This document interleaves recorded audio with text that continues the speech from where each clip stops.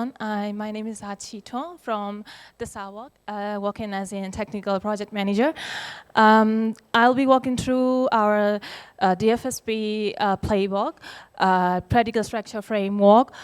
We used to take DFSPs from intake to go live within the Mojaloof ecosystems. Whether you are a payment provider, regulator, or hub operator, this session will give you a high-level, clear picture of how we streamline our onboarding processes, ensuring the technical readiness and also the operational readiness, and drive the sustainable interoperability.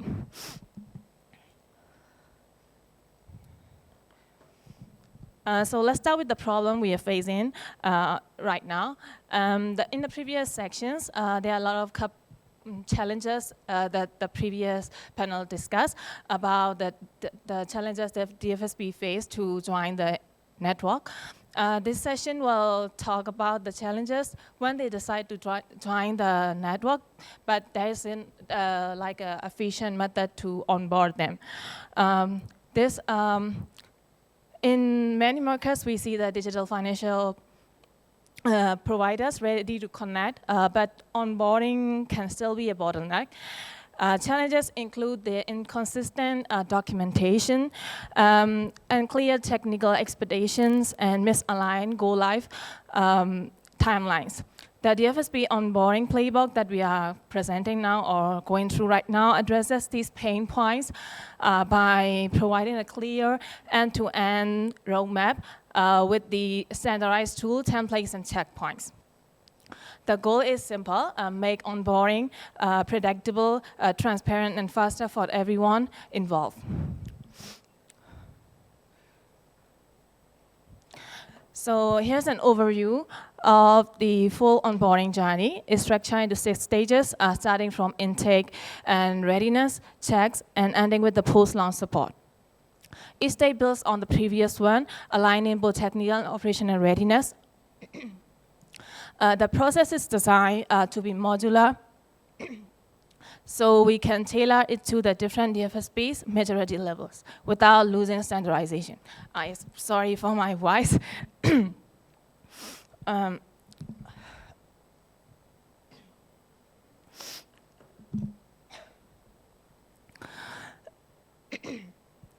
Stage 1 is all about getting the foundations right.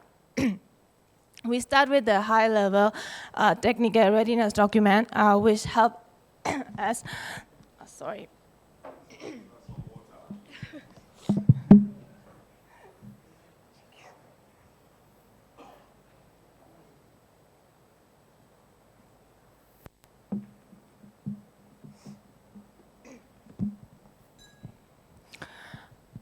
Okay. So stage 1 is about getting the foundations right.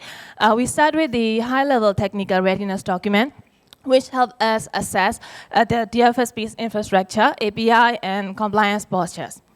Follow with the design workshop to align on the technical designs, like system architecture, integration standards, and security frameworks for the IIPS. Think of this as a stage where we can check their health before integration begins. It ensures that everyone from the DFSP tech team to the hub operator has a shared understanding of what needs us to be moved forward.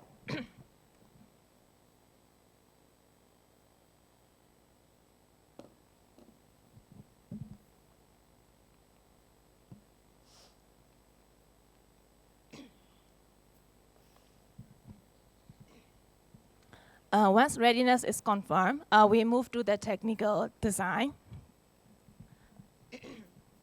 This is where we select the integration part, whether it's a direct integration through a switch or using the middleware solution. The goal here is to design the faster time to protection while keeping the flexibility for future features.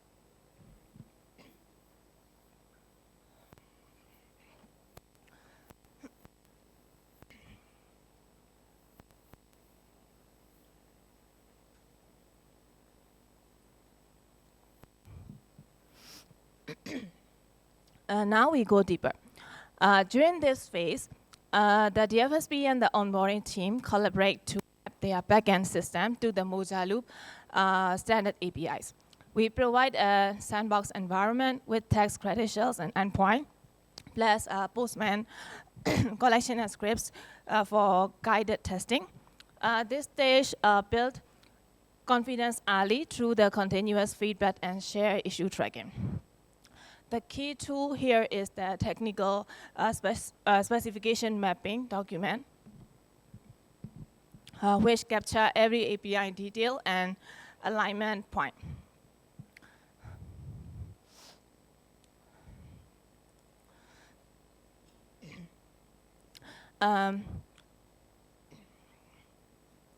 With design decision in place, the development begins. And this is the phase where we deploy the middleware for the DFSP, and also a phase where DFSP configure their system, implement the required API, and prepare their environment for testing. Our role in here is to provide support, documentation, and validation, so the build process stay aligned with Mojalu standard. Also, we all know that security is an important feature. So at this stage, we use the internally developed security configuration workbook, which validation scripts for certificate exchange, mutual authentication, and encryption checks between the DFSP backend and the middleware and hub. This ensures trust is established at the system level, not just organizationally.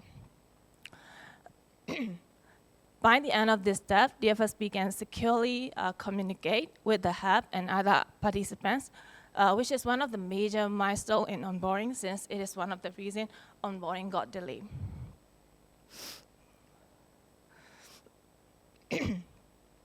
Now comes one of the most critical phases, testing and validation. Using our end-to-end testing template and QA test scenarios, we, as well as DFSPs, verify that every use case from transfers to settlement behave as expected. We also leverage the API and conformance testing framework to ensure strict adherence to the Mojalu specifications.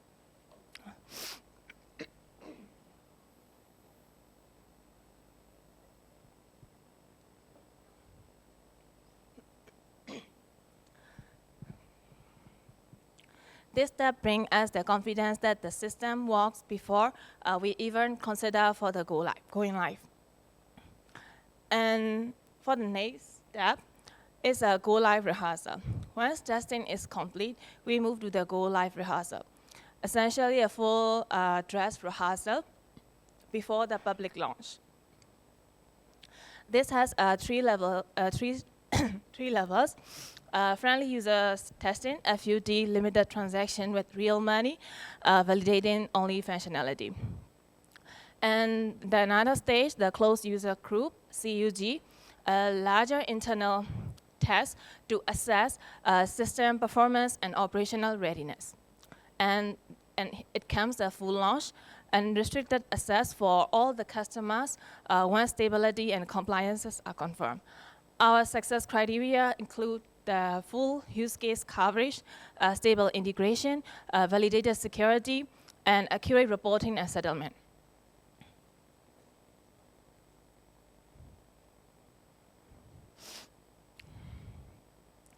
The journey doesn't end at go live. Post-launch, our focus shift from post-launch, our focus shift from the onboarding to partnership. We continue to provide the operational support, performance monitoring, and troubleshooting guidance. The goal is not just to connect DFSPs, but to keep them growing and evolving with the ecosystems. These are some SLAs that we use in our current projects. So I've included them for the reference. And all of this is made possible through our toolkit, collection of templates, guides, and checklists. These include readiness assessment, design documents, testing framework, and operational templates, all accessible through our share folder. You can access the templates via these presentations. I have added the links in the folder.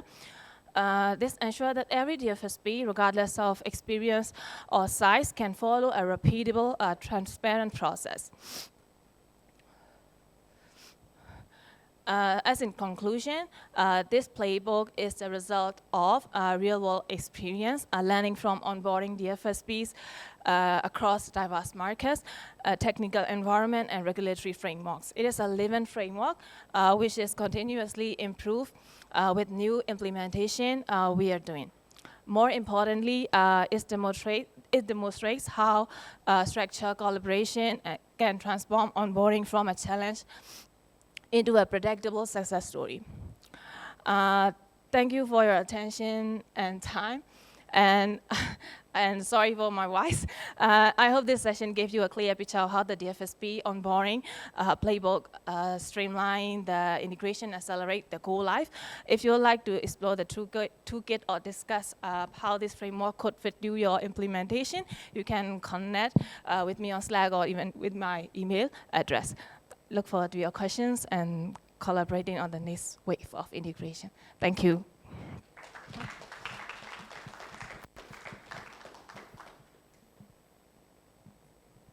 So is there any questions you would like to raise?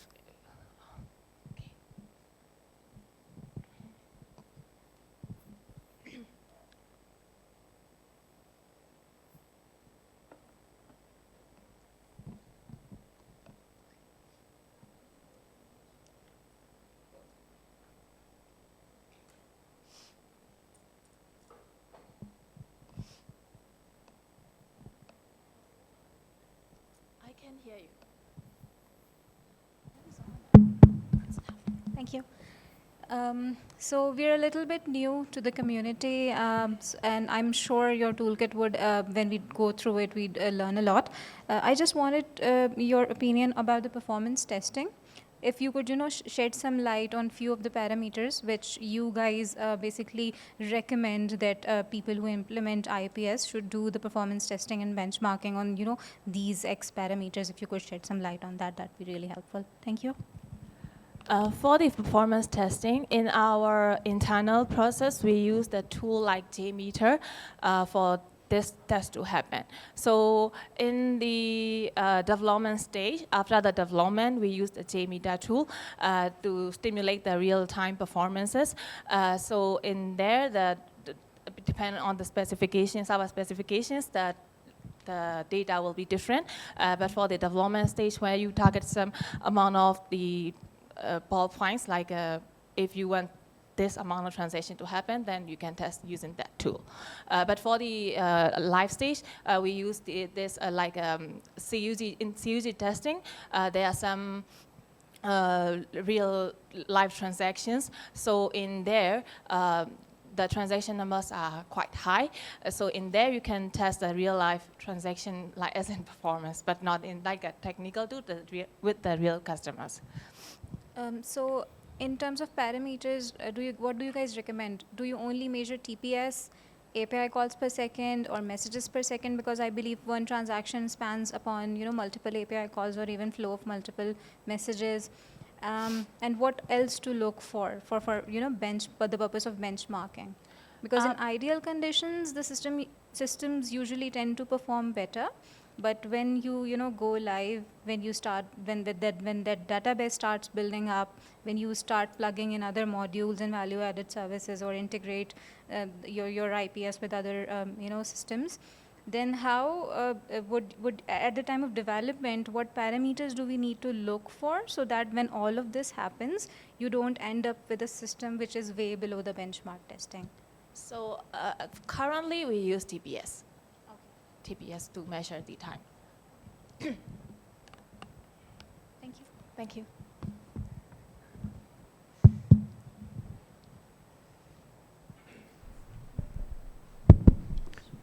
First of all, thanks, Sarah, for presenting a well-organized, journey with regards to that, my question would be: is there a recommended turnaround time per step, or is there an ideal, timing for each of the step that you presented? Because it can vary per use case, but is there such a baseline timeline per step based on your experience? Okay, so from 1 to 6, we, like, as in happy path scenario, it took at least 1 man for us to go live. But as you said, it depends on the DFSP readiness as well. If we didn't get the information we need, then it might got delayed. But in happy path scenario, it take to at least 1 man. And then deployment is 2 weeks in that 1 man.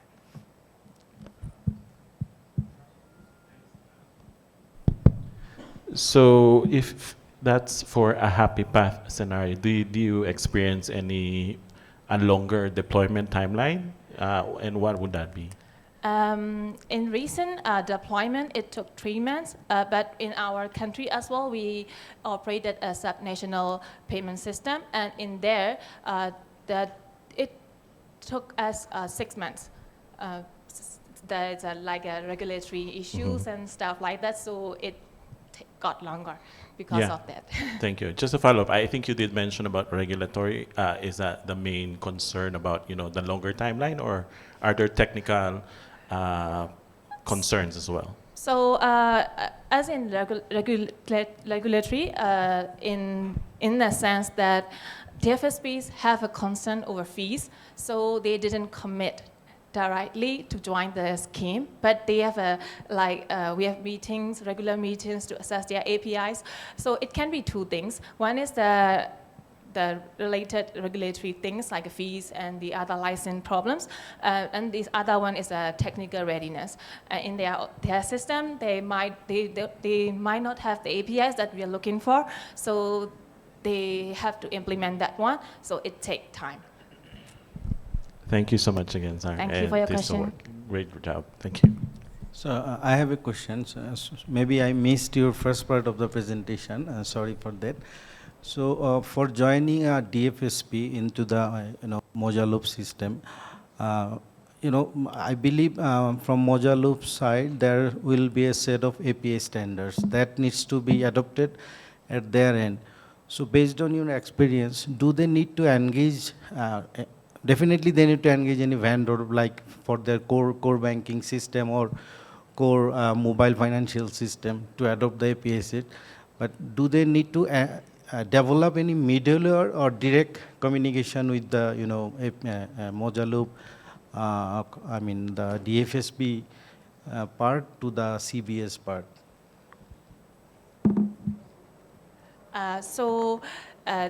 This is the 3 options that we provided. So the first option is the recommended one, and it is the easiest one.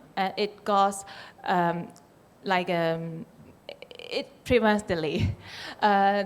We use the payment manager to connect the DFSP backend system with their hub, to the hub. So this payment manager handles the API translation between the system, their system and hub. So it provides the security features and also the translation part. So with payment manager, this is much more faster than the other 2 options, because the other 2 options has the limited one since the translation needed to be done by their side. So the connecting stuff will have to handle by them. So that's why the option 1, the timeline that we are currently discussing right now is based on the option 1, recommended option. So this enhanced functionality part is developed by ThitsaWorks?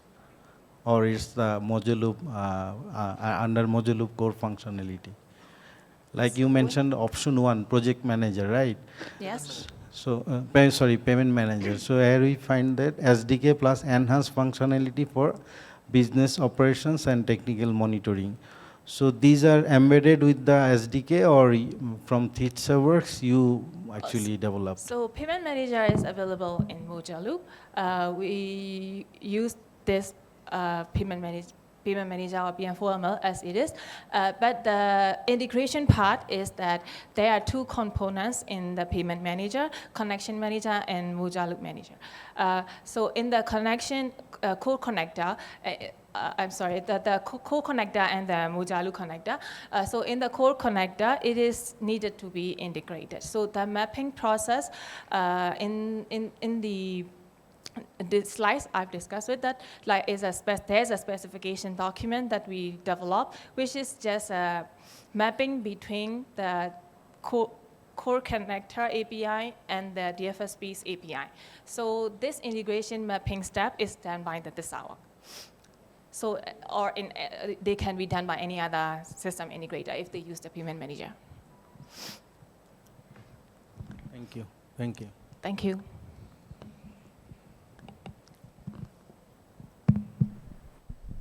Hi, sorry, I think I missed when you explained in this slide. So if you have an existing ecosystem that has DFSPs and hub operator, which integration path would be the best, considering you'd want the DFSPs not to change anything on their side?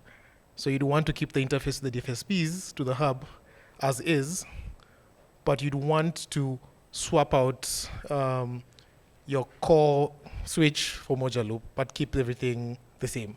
So if you look at it from that standpoint, which of these three would make the most sense in terms of an adoption path for such a use case? Sorry, to summarize your question, you are saying that which option is the best for DFSP to adopt?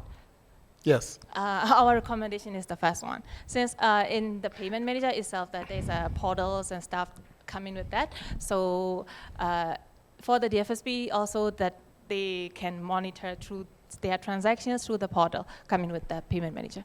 Sorry, did I answer your question or I missed the question?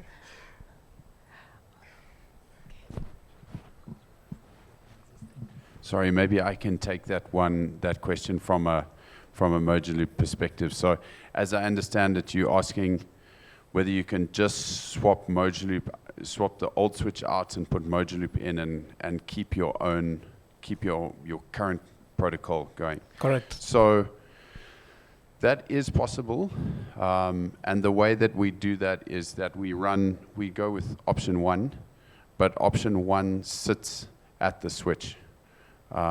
So that is an option.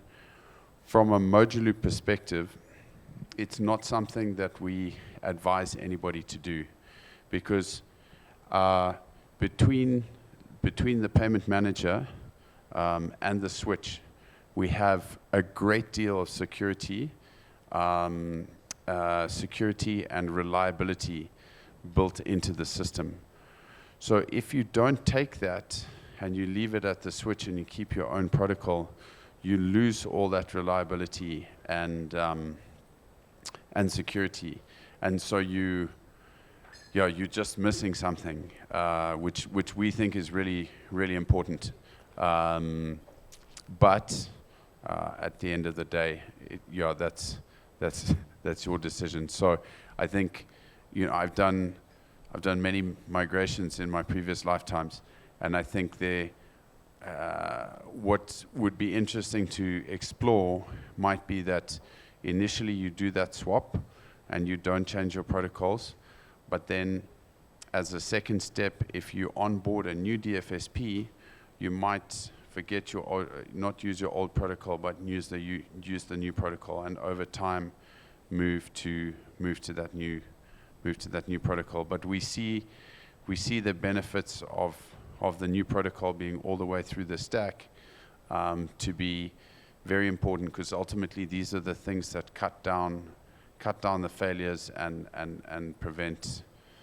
Failures are probably your greatest operational expense. So there is an initial cost, but I think when you look at that initial cost, especially for really big players, that initial cost can be really, really small compared to the operational headaches that you may have when keeping your original protocol. So it's tempting to keep the old one. I can understand why you would do it, but we do recommend that people change to the new one. That said, it also depends on your protocol. Like, if it's 85, 83, you should probably be moving. But then that actually means that you might have a program. And so that maybe that program just comes a little bit later. If you're already on 222, it could be a bigger ask to change it. Yeah. Okay. Sorry, thanks. that's a long Yep. answer. Thanks, it's clear. Thank you, Phil, for your assistance.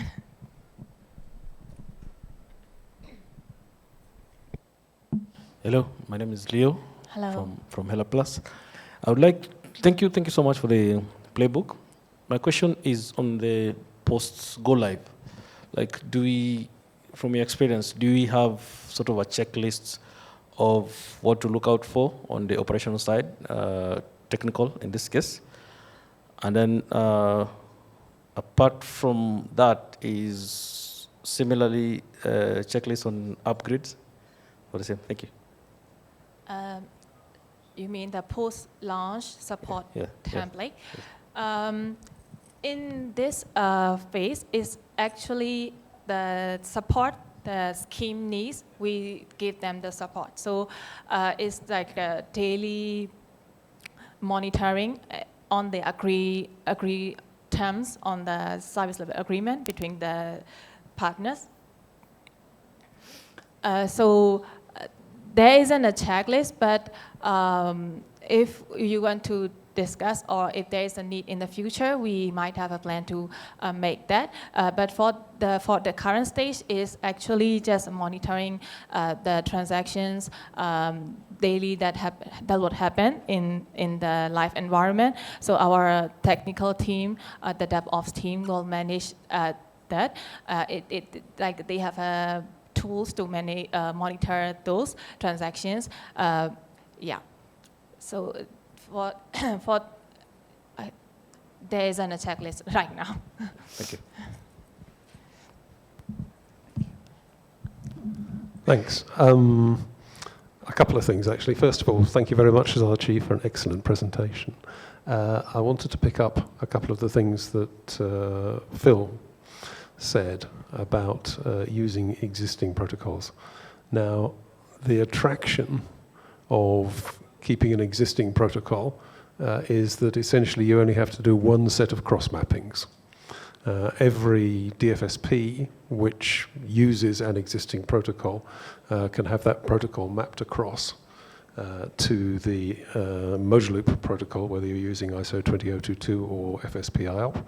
And that can be done quite quickly. That, in my mind, is a separate issue from where the payment manager is located. As Philip said, we would always recommend that each participant should have a payment manager at their own location, simply because the payment manager manages, for instance, encryption of the data and decryption of the messages. All of the security things are done in that way, and therefore it's very much better to have those things locally. So the other thing I wanted to do was to ask a real question. And the real question is, it seemed to me that a lot of the presentation was quite properly focused around setting up a new scheme. And I wanted to ask whether you thought there would be differences in the playbook if you were connecting a DFSP to an existing scheme that was already in operation, or whether you thought the process would be exactly the same. The existing scheme is a Mujalup? No. Do you mean the existing scheme is a Mujalup? I'm sorry? You, Sorry, no. The existing scheme is a non-modular. So it's a question from over there. Is it possible to connect an existing protocol to a modular loop scheme? And the answer, I think, is yes, it is, but you have to have something which converts the existing protocol to one of the protocols that modular loop understands natively. That is either ISO 20022 or FSP IOP. Now that will have to happen for every participant in the scheme, but once it's done for one participant, it's effective for all participants. So effectively, you can just clone the payment manager around the participants, generate a different set of keys for each payment manager, and away you go. So it's relatively simple from that point of view. So will this playbook be a standard for those as well? For that question, I think we can use this playbook as a basic step, since whether it's a new scheme or existing scheme, we have to understand the requirements first, so the steps can be followed through this standard template as well. And of course, there's always the question of whether the existing protocol covers the functionality of the modular loop scheme, and if it doesn't, what you're going to do in order to extend the way in which the DFSPs interact with the modular loop scheme. We might need to update the playbook then, I guess. Exactly. Thank you, Zachi, for the session. Much appreciated. I don't have a question, but I wanted to add one point to the question earlier. There was a question about performance and the parameters. So I want to add, without going into too much detail, that we have a session at noon on Thursday, day 3, where there is a panel discussion. So would appreciate the questions there, or maybe you'd be interested in joining that. Thank you.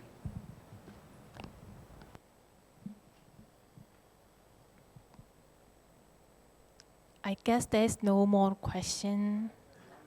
Okay. Yeah, I can hear you.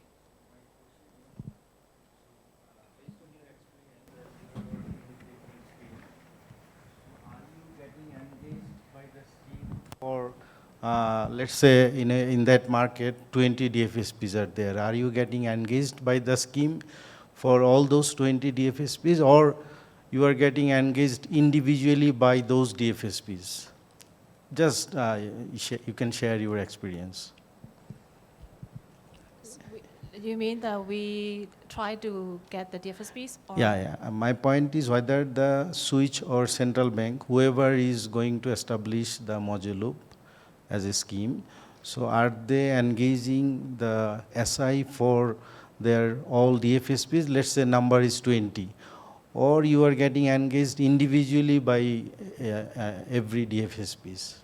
Yeah, so we got the connections like from the central banks or the hub operators, but we have to connect with them individually.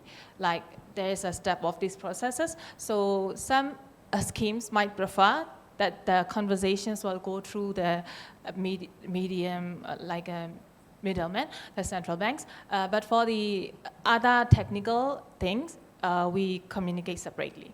But for there are different types of work streams created in this onboarding process, like a hub operation work stream, regulatory work streams. So except from the technical, those work streams will be going through by the central banks. So that depends on the work stream and the work streams, the text and the communication will be different. But for main technical questions and this documentation regarding the readiness assessments, it will be going through by us individually. So does the first level of work streams cover financial parts also? I mean the financial engagement. In the business work streams and the regulatory work stream, there is a discussion on the financial pricing regarding and the scheme rule books. So in those work streams, there will be a detail on how the scheme will be designed and how the fees will be collected based on the templates produced on that work stream. So if I understand correctly, the financial engagement and the rule book related issues are handled by the scheme or the central bank for all of the DFSPs, and then for technical implementations you particularly work with the DFSPs, right?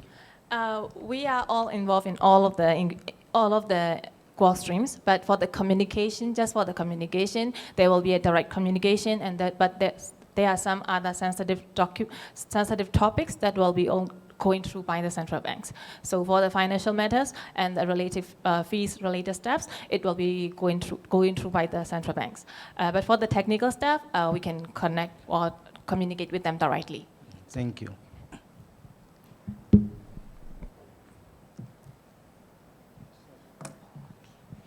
Hi, thanks.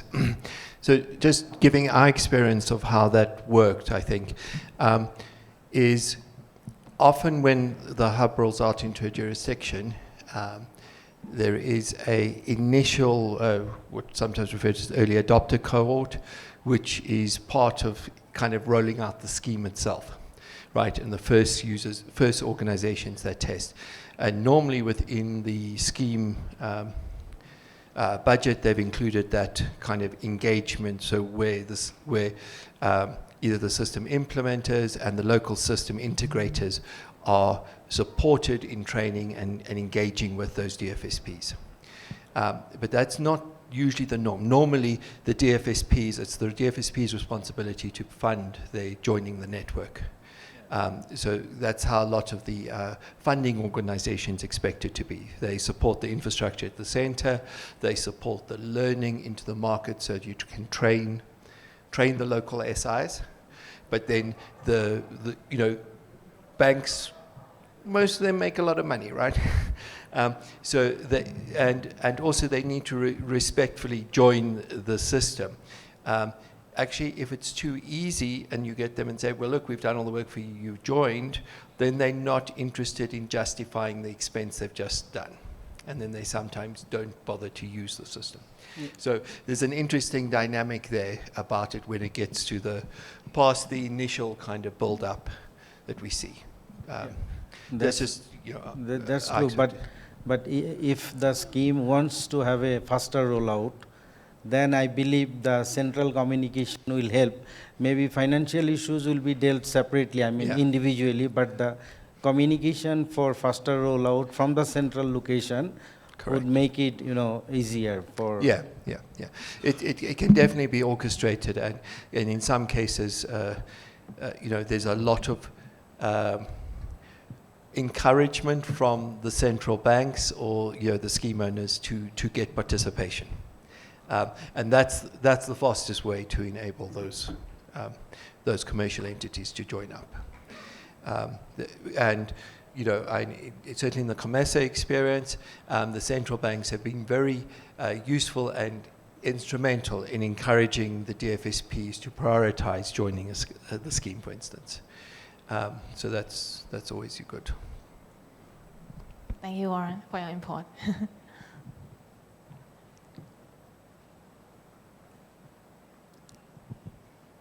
I think there is no more question then.